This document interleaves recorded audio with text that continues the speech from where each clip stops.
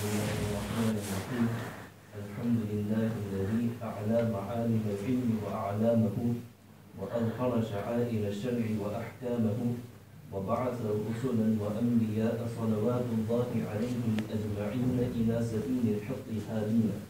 وأخلفهم علماء إلى سننهم داعين يسلكون فيما لم يكثر عنهم مسلك الاجتهاد مسترشدين منهم في ذلك وهو ولي الإرشاد. بسم الله الرحمن الرحيم الحمد لله رب العالمين والصلاة والسلام على نبينا ورسولنا محمد صلى الله عليه وسلم وعلى آله وأصحابه ومن تبعهم بإحسان إلى يوم الدين. یہ آج کی مجلس جو ہے بڑی بابرکت مجلس ہے اور الحمدللہ اس وقت تک جو ہے جن طلباء نے یہاں پر جو ہے اپنی صلاحیت کے مطابق اور تیاری کے مطابق جو ہے اردو میں بھی عربی میں بھی اور انگلش میں بھی، حالانکہ انگلش مستقل پڑھائی نہیں جاتی لیکن اس کے باوجود جو ہے اور عربی کے اندر جو ہے ماشاءاللہ انہوں نے تقریر اور بیان بھی کیا. اس سے بھی انداز ہوتا ہے کہ الحمدللہ ان کے اوپر محنت کی جا رہی ہے. اور حقیقت یہی ہے کہ دو باتیں ہیں، دونوں باتوں کو ذکر بھی کر دیتا ہوں کہ الحمدللہ ہمارے غورسول کے نوجوان علماء نے اللہ کے فضل سے اور اللہ تعالیٰ نے ان کو توفیق دی کہ دو ادارے قائم کر دی، ایک طلباء کے لیے ایک طالبات کے لیے. یہ حقیقت میں خود اس بستی کے لیے بھی ہم سب کے لیے بھی جو ہے مسرت کی بھی، خوشی کی بھی، اور یہ کہنا چاہیے کہ سب کے جاری ہے کہ شکل اللہ تعالیٰ نے ہمیں دی. اور اس وقت جو ہے شروع میں یہاں صرف مقتدی کی حیثیت تھی،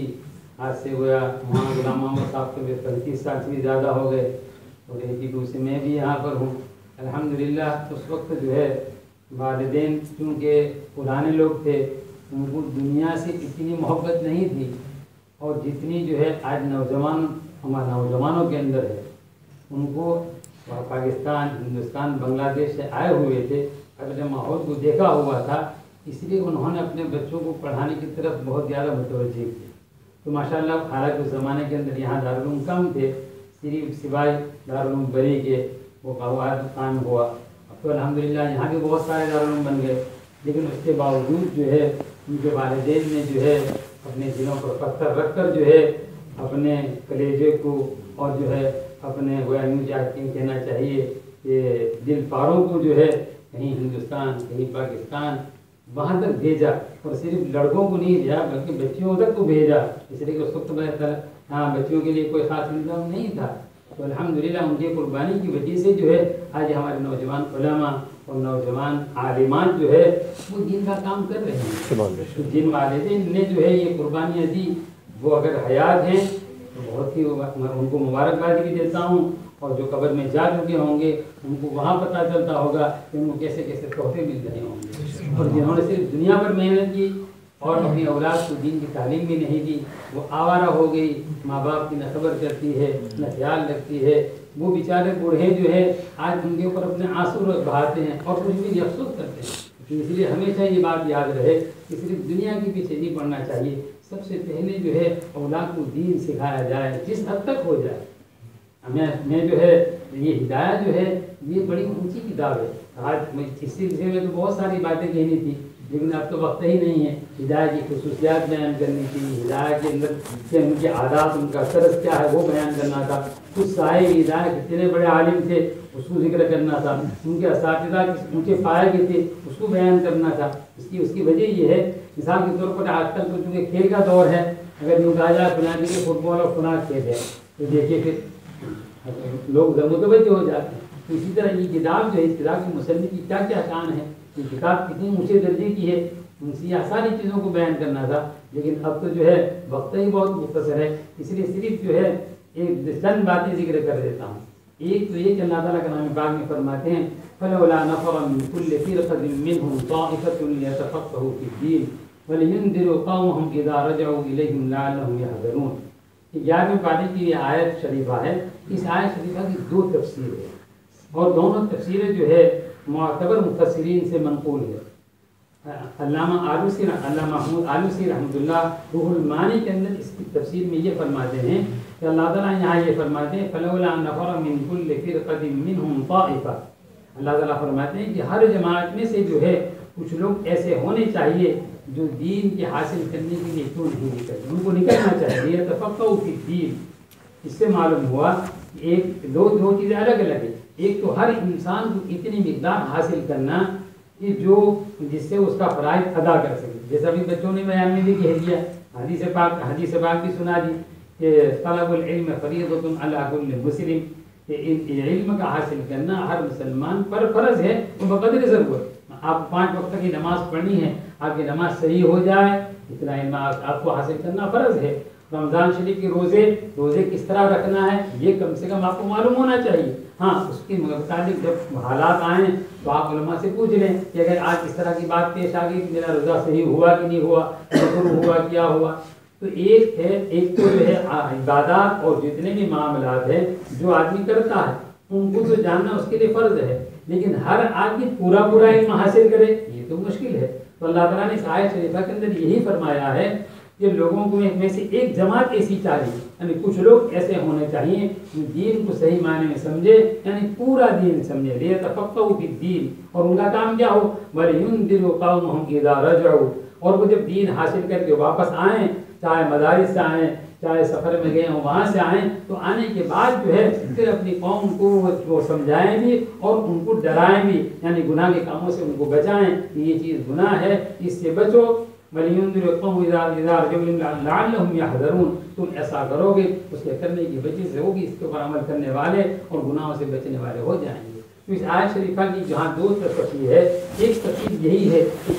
کہ علم دین کا حاصل کرنا یہ فرض کفایہ ہے، ہر بستی کے اندر کم سے کم ایک آدمی تو ایسا ہونا ہی چاہیے، اور پوری مسلمان کی آبادی کے اندر ایک جماعت ایسی ہونی چاہیے جو علم دین کے اندر کمال حاصل کرے اور فقہ حاصل کرے۔ اور علم دین کیا ہے؟ علم دین کے متعلق یاد رہے سب سے بڑا تو قرآن شریف ہے، یہ حضور پاک صلی اللہ علیہ وسلم کا فرمان ہے، یہ دونوں وحی ہے۔ حدیث پڑھیں جب بتایا جائے گا ایک کا نام وحی مطلوع ہے، ایک کا نام وحی غیر مطلوع ہے۔ ایک وہ وحی ہے جو قرآن شریف کے نماز کے اندر پڑھی جاتی ہے، یعنی کلام پاک پڑھا جاتا ہے، اور حضور پاک صلی اللہ علیہ وسلم کے فرامین ہے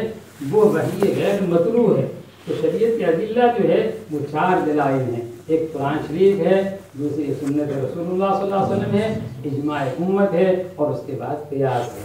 یہ 4 جو ہے شریعت کے اصل اصول ہیں، اور یہ اصول ہی کے ذریعے جو ہے علم حاصل کیا جاتا ہے۔ تو اللہ تعالیٰ فرماتی ہے اس آیت شریفہ کے اندر لیتفقہوا فی الدین، کہ دین کے اندر فقہ حاصل کرنا چاہیے۔ تو معلوم ہوا کہ کچھ لوگ ایسے ہونے چاہیے کہ جو ہر فن یعنی شریعت کے ہر اعتبار سے جو ہے وہ واقف ہو، یہ نہیں کہ صرف نماز کے مسائل نہیں، نماز ہو، زکوٰۃ ہو، عبادات ہو، معاملات ہو،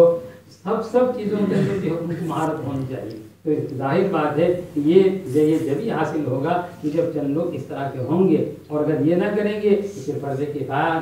ترک کرنے کی وجہ سے سارے لوگ گنہگار ہوں گے۔ تو جو طلباء علم حاصل کرتے ہیں، کتاب میں مہارت حاصل کرتے ہیں، یہ بہت بڑی بات ہے۔ وہ ہمیں سمجھنا چاہیے کہ ہماری طرف سے یہ فرض کفایہ ادا کر رہے ہیں۔ یہ کتاب کیا فقہ کی ویسے تو بہت لمبی چوڑی تفسیر ہے، لیکن آپ سارے حضرات کو معلوم ہے فقہ کہتے ہیں مسائل کو، ہماری آسان زبان کے اندر۔ لیکن مسائل کی کتاب جو شروع ہوتی ہے جو علماء بننا چاہتے ہیں ان کے لیے، تو میرے خیال سے نور الازا سے شروع ہو جاتی ہے، بعض جگہ منیت المصلی سے شروع ہو جاتی ہے۔ پہلے نور الازا پڑھائی جاتی ہے، اس میں صرف عبادات کا بیان ہے، اس کے بعد پھر قدوری پڑھائی جاتی ہے، پھر قدوری کے بعد جو ہے کہیں کنز الدقائق بھی ہے، وہ کتاب کا نام بھی ویسا ہی ہے، وہ کتاب بھی ویسی ہی ہے۔ کنز الدقائق کا ترجمہ یہ ہے، دقائق کہتے ہیں بہت باریک مسائل کو، اور کنز کہتے ہیں خزانے کو۔ تو وہ کتاب کی عبارت کی بات ایسی ہی ہے، اتنی سی عبارت ہوتی ہے لیکن سمجھ میں ہی نہیں آتی ہے۔ اس میں ایک عبارت دے دیتا ہوں، مسئلۃ البئر صحۃ، ایک عبارت یہ ہے، اب اس کی تفسیر کرو تو آدھے گھنٹے میں بھی نہیں پوری ہوتی۔ ایک جگہ ہے النائی والبعید سواء، تو اس طرح کے بہت سارے الفاظ ہیں، بڑی مختصر عبارت ہوتی ہے لیکن اس کے بہت ساری جو ہے تفصیل ہے۔ تو بہرحال کنز الدقائق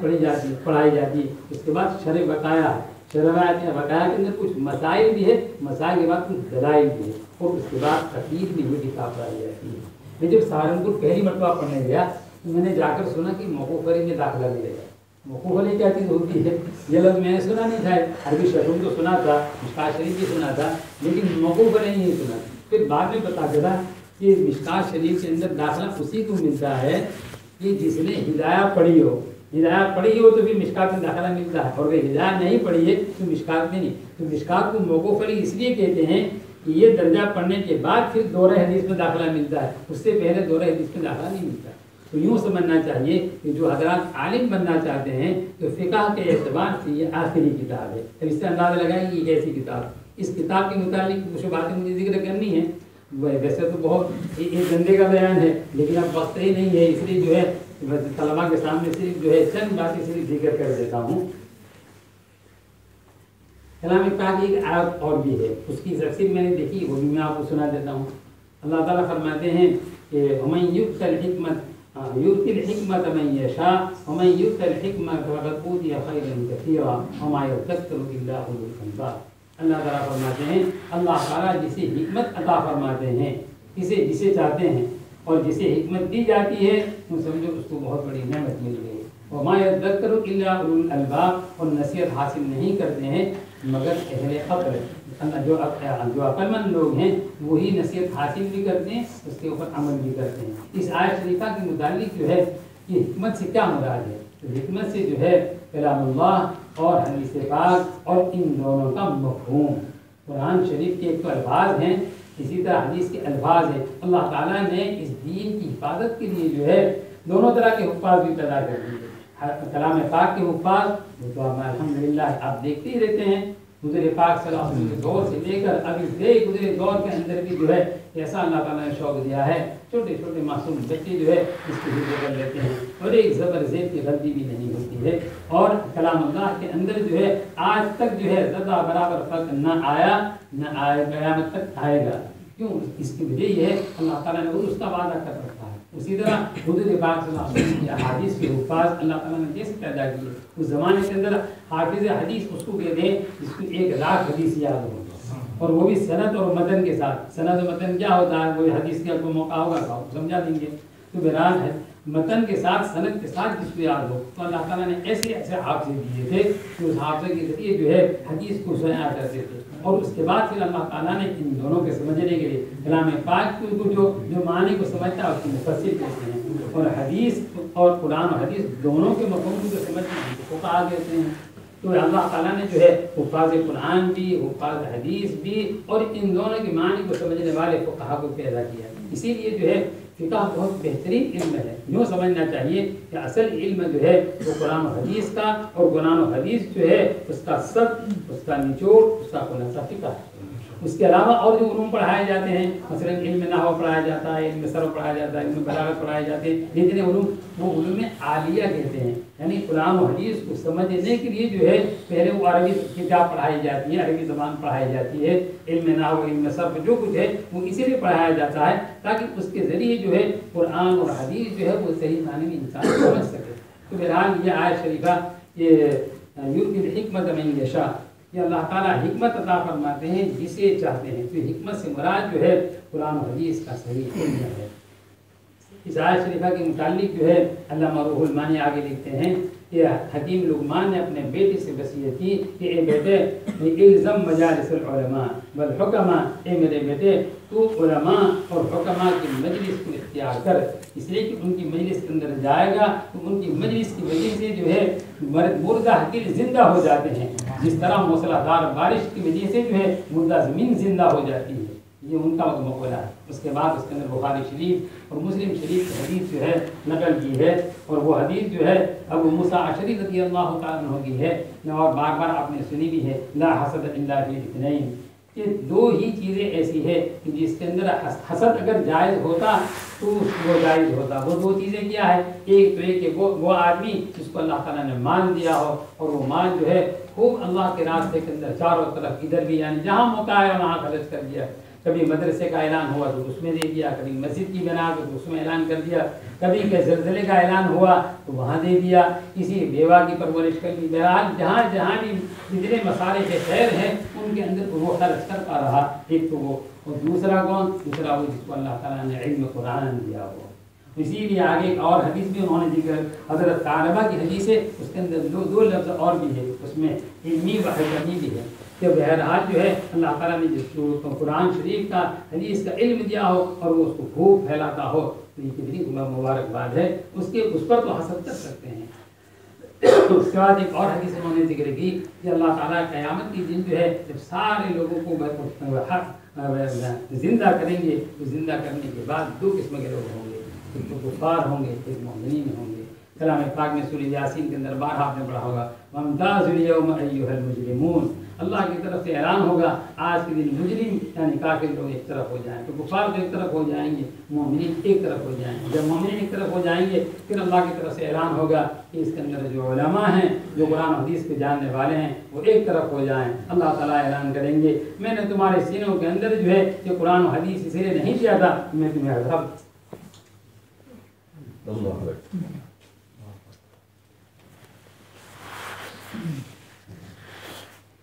اس کے بعد اللہ تعالیٰ فرمائیں گے جاؤ تم سب کی میں نے مغفرت کر دی، بھلا ابالی بھی، اور مجھے کسی کی پرواہ نہیں۔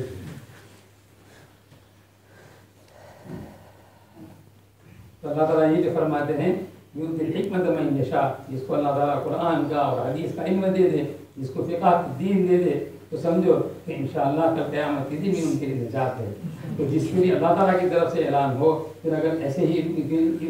ایسے علماء کی اگر ہم قدر نہ کریں، خدا نہ خواستہ ہم جو ہے ان کی توہین کریں، ان کی جو ہے بے پرواہی کریں یا ان کی جو ہے بدگوئی کریں تو اس سے آدمی سوچے کہ وہ آدمی کیا کر رہا ہے۔ تو حقیقت یہ شیطان اصل میں شیطان جو ہے ہر انسان کے پیچھے پڑا ہوا ہے اور وہ یہ چاہتا ہے کہ اس کا نیک عمل کس طرح برباد کرے، وہ اس طرح برباد کراتا ہے۔ دیکھیے کوئی آدمی نیک ہوگا، ایسے لباس میں ہوگا، اس کو یہ نہیں کہے گا کہ تو شراب خانے میں چلا جائے، اس کو یہ نہیں کہے گا کوئی راستے میں جاتی ہوئی لڑکی کو جو ہے تو اس کو چھیڑ دے، کیوں؟ اس لیے کہ وہ بھی کہے گی کہ تو کیسا آدمی ہے۔ تو ہر آدمی کو اس کی لائن سے بھی جو ہے بہتاتا ہے۔ جو لوگ مسجد میں آتے ہیں مثال کے طور پر، مسجد میں آنے والوں کو جو ہے وہ شراب کھانے کا راستہ نہیں بتلائے گا، لیکن مسجد میں جب آ جائیں گے تو ان کو پھر یہاں ادھر ادھر کی تیری میری غیبت میں اس میں مبتلا کرے گا۔ اس لیے آدمی ہمیشہ اس کی فکر کرے کہ کہیں ایسا تو نہیں کہ شیطان میرے پیچھے لگا ہوا ہے۔ علامہ ابن جوزی رحمۃ اللہ نے جو ہے تلبیس ابلیس سے کتاب لکھی ہے، مستقل اتنی موٹی کتاب ہے، اس کے اندر بتایا ہے کہ شیطان جو ہے وہ ہر ایک کے اوپر کس طرح حملہ کرتا ہے اور ہر ایک کو کس طرح بہکاتا ہے، اس کے بہکانے کے سارے جتنے ہیلے اور جتنے راستے ہیں ان سب کو ذکر کیا ہے۔ تو بہرحال جو ہے اس حدیث شریف کے اندر جو ہے ابو موسیٰ اشعری کی حدیث بھی ہے، حضرت ثعلبہ کی حدیث ہے، اللہ تعالیٰ قیامت کے دن علماء کو ایک طرف کریں گے اور اس کے بعد کہیں گے کہ میں نے تیرے سینے کے اندر قرآن و حدیث کا علم اس لیے نہیں دیا تھا میں تجھے عذاب دوں، جا میں نے تجھے معاف کر دیا اور مجھے کسی کی پرواہ نہیں۔ تو اللہ جب یہ کہیں گے تو اللہ تعالیٰ کل ہمیں بھی اسی زمرے میں شامل فرمائے۔ بہرحال یہ کتاب جو ہے اس کتاب کے متعلق صرف چند باتیں ذکر کر دیتا ہوں تبرک کے طور پر۔ الحمدللہ انہوں نے خطبے کی چند صدریں پڑھ لی تھی، تو پہلی صدر ہی جو ہے الحمدللہ الذی عالم عالم العلم وعلامہ، اسی کے اوپر جو ہے فتح القدیر کل دیکھی تھی، میں نے کہا ذرا فتح القدیر دیکھ لوں، پڑھنے کے زمانے میں تو دیکھی نہیں تھی۔ اس کی شرح ہے یہاں آپ کے کتب خانے میں بھی ہے، اس کی شرح لکھی ہے وہ 9 جلدوں میں، اور ہاں اس کتاب خالی کتاب ایک کتاب کی بات کر دوں، اس کتاب جو ہے مصنف نے جو لکھی ہے وہ 2 کتابوں کا مجموعہ ہے، ایک ہے قدوری وہ متن ہے اور ایک دوسرا امام محمد رحمۃ اللہ کے جامع الصغیر۔ ان 2 کتابوں سے اصل متن انہوں نے تیار کیا اور اس کے بعد پھر جو ہے اس کی شرح لکھنے بیٹھے۔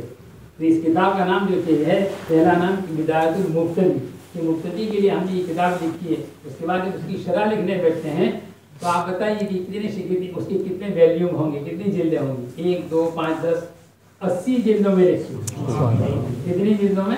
80 جلدوں میں۔ 80 جلدوں میں لکھنے کے بعد پھر ان کو خیال آیا کہ لوگ کیسے پڑھیں گے۔ تو حقیقت یہی ہے آج تو چھوٹی سی پڑھنا کس لیے جا رہے ہیں، تو کہیں ایسا نہ ہو کہ میری اس کتاب سے کوئی فائدہ ہی نہ اٹھائے۔ تو اس کے بعد سوچا کہ چلو لاؤ میں ذرا مختصر لکھ دوں، تو اس کے بعد وہ 80 جلدوں کا جو خلاصہ تھا وہ ان 4 جلدوں کے اندر لکھا۔ آپ بتائیے اس کتاب کے متعلق جو ہے میں اور سب کی بات نہیں ذکر کرتا، میں ایسی ہستی کا نام لیتا ہوں جس ہستی آپ سارے حضرات واقف ہیں، دیکھا تو ہم نے کسی کو نہیں، ہاں ان کی اولاد سے اولاد کو دیکھا ہے، اور بہت سے حضرات ہمارے ڈھابیل کے گجرات کے ان کو تو معلوم نہیں ہے۔ ڈھابیل کے متعلق ایک بات بتا دوں، جو جامعہ اسلامیہ تعلیم الدین ڈھابیل جو ہے وہ اصل میں پہلے جامعہ نہیں تھا، اس کی بنیاد جو ہے دارالعلوم پر نہیں ڈالی گئی تھی، مولانا احمد حسن بھام رحمۃ اللہ نے جو ہے وہ ایک مکتب قائم کیا تھا اور اس کا نام شروع میں صرف مکتب تعلیم الدین تھا. اس کے بعد جو ہے اللہ کا کرم ہے کہ بہرحال بہت سی مرتبہ کو اختلاف ہوتا ہے, وہ جو ہے اختلاف امتی رحمت کہ میری امت کا اختلاف کو رحمت بن جاتا ہے. دارالعلوم دیوبند کے اندر جو ہے اہتمام میں اور وہاں کے علماء جو اساتذہ تھے ان میں کسی بات کے اوپر کوئی اختلاف پیدا ہو, اور اختلاف کی بات عجیب بات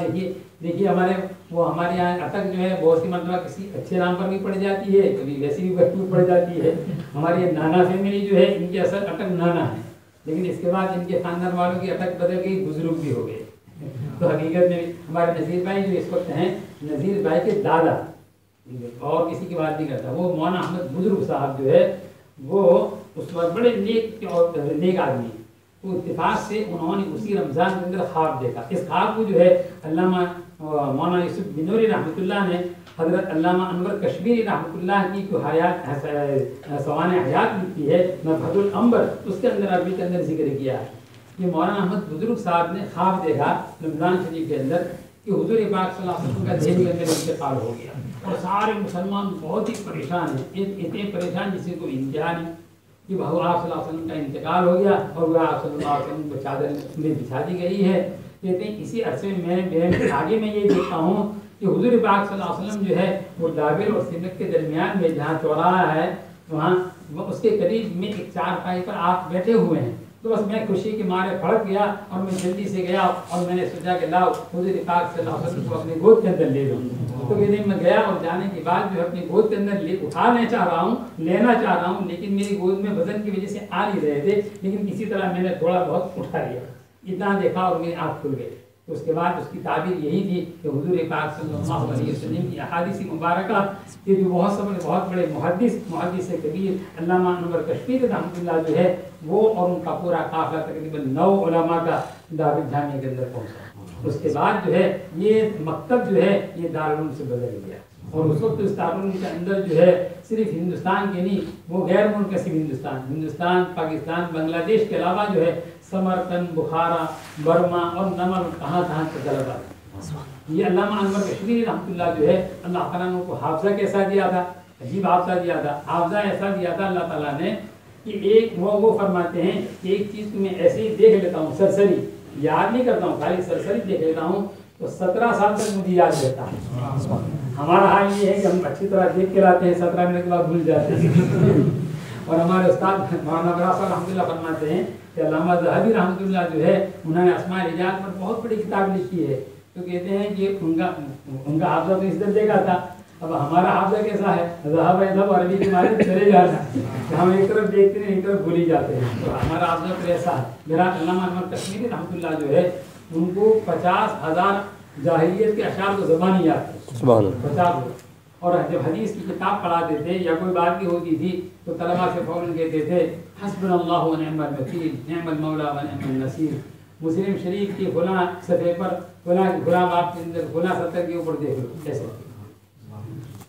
ہر کتاب کے متعلق ایسا حق آتا ہے. شاہ اللہ بخاری رحمۃ اللہ کے متعلق فرمایا ہے کہ صحابہ کا قافلہ جا رہا تھا, اس کے اندر ایک رہ گئے وہ اس زمانے میں پیدا ہوئے. ایسی اچھی تعبیر ہے ماشاء اللہ. علامہ انور کشمیری رحمۃ اللہ جو ہے ان کا حافظہ غضب کا تھا. ان سے بہت سو نے لکھا ہے. مولانا مناظر احسن گیلانی رحمۃ اللہ علیہ جو ہے بڑے عجیب آدمی گزرے ہیں. ان کی پہلی تحریر حضرت مولانا شفیع تھانوی رحمۃ اللہ نے جب دیکھی تھی تو دیکھنے کے بعد فرمایا تھا یہ آدمی محقق بنے گا. تو وہ خود ان کے شاگرد ہیں, وہ کہتے ہیں وہ فرمانے لگے کہ میں نے حضرت شاہ صاحب سے پوچھا, حضرت شاہ نے خود ہی فرمایا کہ بھائی حضرت جو ہے یہ ہدایہ کی شرح جو ہے فتح القدیر وہ ویسی آپ لکھ سکتے ہیں. آپ نے فرمایا کہ الحمدللہ. اور اس کے بعد یہ فرمایا کہ نہیں اتنا ہی نہیں, تم کوئی فن کی کوئی کتاب دے دو اس جیسی انشاءاللہ میں لکھ سکتا ہوں, لیکن 4 کتابیں ایسی ہیں کہ میں میں نہیں لکھ سکتا ہوں. اس کے بعد فرمایا ایک تو قرآن شریف ہے, کہ قرآن شریف کی ایک آدمی میں نہیں لکھ سکتا. اس کے بعد بخاری شریف ہے اور علامہ متنوی کی علامہ رومی کی متنوی ہے, فارسی کے اندر ہے, بڑی عجیب ہے. اور جو ہے چوتھی ہدایہ ہے. اس ہدایہ کے مطابق فرمایا کہ ہدایہ جو ہے میں اس کی ایک عبارت نہیں لکھ سکتا ہوں, آپ اس سے فرمایا. اس کے بعد آپ نے یہ بھی فرمایا کہ عام طور پر جو شعراء ہوتے ہیں, شعراء شعر شاعری جو کرتے ہیں بیٹھے بیٹھے شاعر بنا دیتے ہیں, لیکن اتنی بات ضرور ہے کہ جو شعر شاعری کرتے ہیں وہ کس میں کرتے ہیں معلوم، یا تو جو ہے بلبل کی یا اپنی معشوقہ کی تعریف کر دیتے ہیں، لیکن ایسی اس کے اندر فساد بلاغت تو آ ہی جاتی ہے، لیکن ایسے مضامین جو علمی مضامین ہو، جس میں دقیق باتیں ہوں، جس میں عشق معشوق کی بات نہ ہو، وہ پھر فصاحت بلاغت کے ساتھ اگر کوئی بیان کرے تو یہ کمال کی بات ہوتی ہے۔ کہتے صاحب ہدایت کی یہی بات ہے، یہ بڑی وسیع اور عظیم کتاب ہے۔ تو حقیقت یہی ہے کہ اس کو پڑھنے کے لیے جو ہے علمی صلاحیت ہی پہلے ہونی چاہیے، قابلیت کیسی ہونی چاہیے۔ مولانا عبدالمالک رحمۃ اللہ جو ہے، جنہوں نے بڑے عجیب استاد تھے، مولانا ادریس کاندھلوی رحمۃ اللہ جو ہے ان کے والد تھے، تو مولانا ادریس کاندھلوی رحمۃ اللہ جو ہے دارالعلوم دیوبند کے اندر بہت سالوں تک پڑھایا ہے، اور معارف القرآن دو ہے جو علماء حضرات جانتے ہیں، ایک تو مفتی شفیع رحمۃ اللہ کی جو بہت سادہ اور بہت عام فہم ہے اور الحمدللہ لوگ اس سے خوب استفادہ کرتے ہیں، ایک مولانا ادریس کاندھلوی رحمۃ اللہ کی ہے،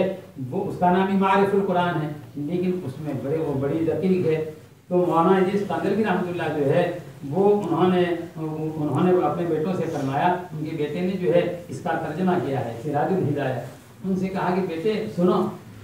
سمندر کے اوپر اگر کوئی تیرتا رہے تو کبھی موتی ہاتھ نہیں لگتے، موتی جب ہاتھ لگتے جب سمندر کی گہرائی کے اندر جائے، تو اسی طرح ہدایت جو ہے، ہدایت جب سمجھ میں آئے گی، ہدایت کی گہرائی کے اندر جب جائیں گے، جب جا کر اس کے اندر کیا کیا موتی ہے اور کیا خزانہ ہے وہ پتہ چلے گا۔ تو حقیقت یہی ہے کہ ہدایت کے سمجھنے کے لیے جو ہے بہرحال بڑی علمی استعداد چاہیے، کیوں اس کی وجہ یہ ہے 80 جلدوں کے اندر جس مضمون کو بیان کیا ہے وہ 4 جلدوں کے اندر جمع کر دیا تو کیسے ہوگا؟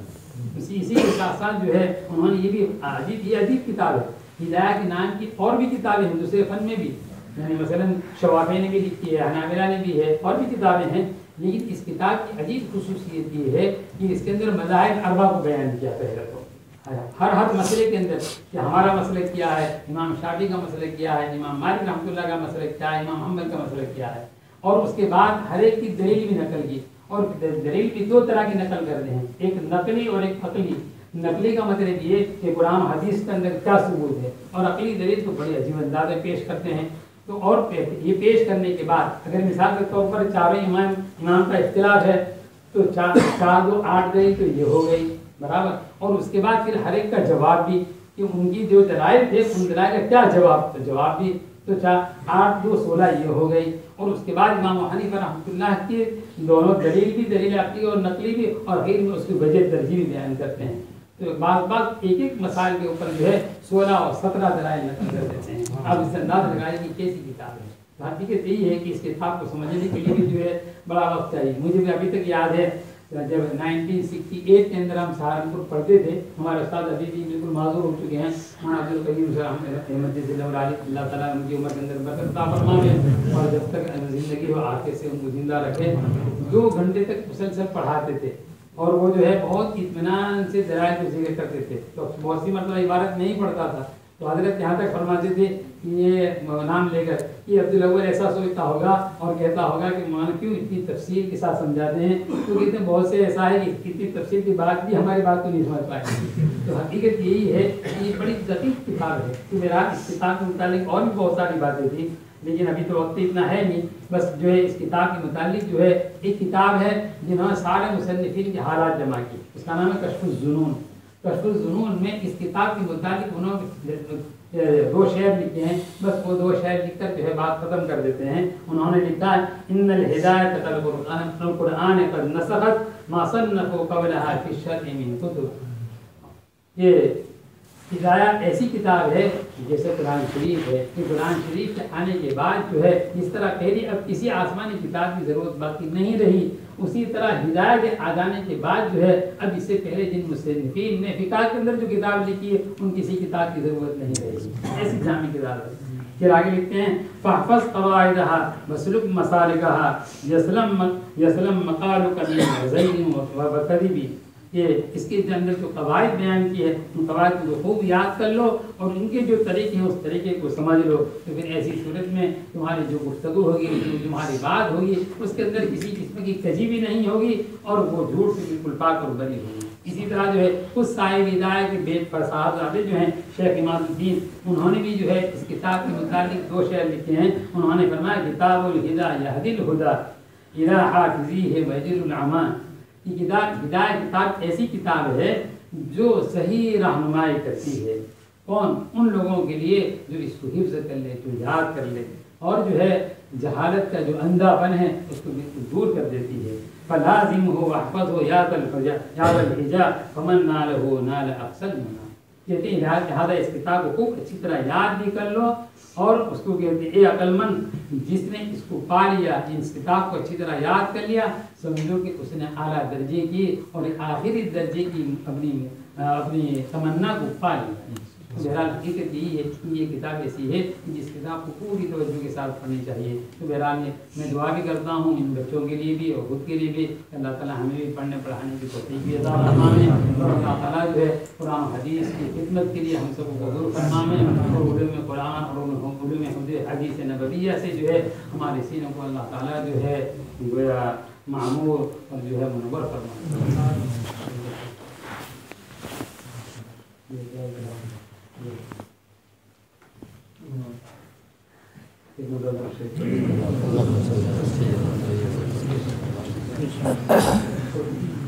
کوئی صاحب ہدایت کیسے تھے، ان کے متعلق جو ہے بڑی باتیں تھی، بڑی عجیب عجیب باتیں لکھی ہے، لیکن بہرحال وقت نہیں ہے، اس لیے اسی پر دعا بھی کرتے ہیں۔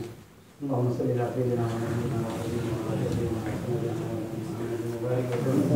اللهم لك الحمد حمدا كما ينبغي لشانك وجلالك وكريم سلطانك، اللهم لك الحمد حمدا دائما ولك الشكر شكرا دائما، اللهم لك الحمد كله ولك الشكر كله، بيدك الخير كله واليك يرجع الامر كله، سره وعلانيه، يا رب صل وسلم دائما ابدا على حبيبك خير الخلق كلهم، اللهم اهدنا الصراط المستقيم، اللهم وفقنا لما تحب وترضى، واجعل اخرتنا خيرا من الاولى، يا الله ہمارے گناہوں کو معاف فرما، ہمارے خطاؤں کو درگزر فرما، ہمارے صالحوں کی توفیق عطا فرما، مولا کریم مولا رحیم، اس مجلس کے اندر جتنے بھی ہم سب شریک ہوئے ہیں ہم سب کو قبول فرما، ہماری مغفرت فرما، ہمارے والدین کی مغفرت فرما، مولا کریم اس میں پڑھنے والوں کو قبول فرما، پڑھانے والوں کو قبول فرما، انتظامیہ کو قبول فرما، مولا کریم ہر نیک کام میں ہمیں حصہ لینے کی توفیق عطا فرما، ہر برے کام سے بچنے کی توفیق عطا فرما، اور ہر نیک کام کے اندر جو ہے رکاوٹ اور روڑا بننے سے ہماری حفاظت فرما، نفس و شیطان کے شر سے ہماری حفاظت فرما، مولا کریم مولا حرمین شریفین کی حفاظت فرما، بیت المقدس کو آزاد فرما، مولا کریم ہوئی زمین پر جہاں جہاں بھی مساجد ہے، مدارس ہیں، مکاتب ہیں،